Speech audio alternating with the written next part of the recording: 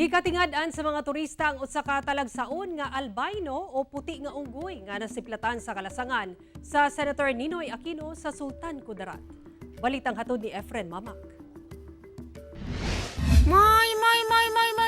Nakuhaan og video ang pagsulpot niining usa ka puti nga unggoy sa usa ka punuan sa kahoy sa Kalasangan sa Kilangil Sitio Tudog, Barangay Bugso, Senator Ninoy Aquino, Sultan Kudarat adlawng Miyerkules. Kung gusto ninyo makakita sa unggoy nga puti, adto lang kamo diri sa Kilangil. Ang maong mananap, usa ka albino Philippine long-tailed macaque. Nasuta nga ang maong video. Kuha matud pa sa usa ka tour guide nga si John Dando, gikan sa IP community sa lugar ug gipasa sa uploader nga usa ka staff sa Municipal Tourism Office sa maong lungsod isip pruweba nga dunag yud unggoy.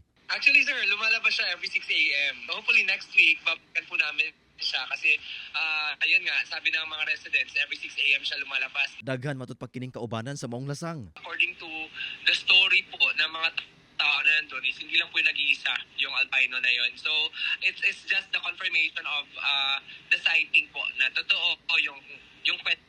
Meron po talang albino monkey dito. Gilaraw sa otoridad ang pagprotekta niini. Kauban si Gary Balantayog, Bong Vicencio, Efren Mamak.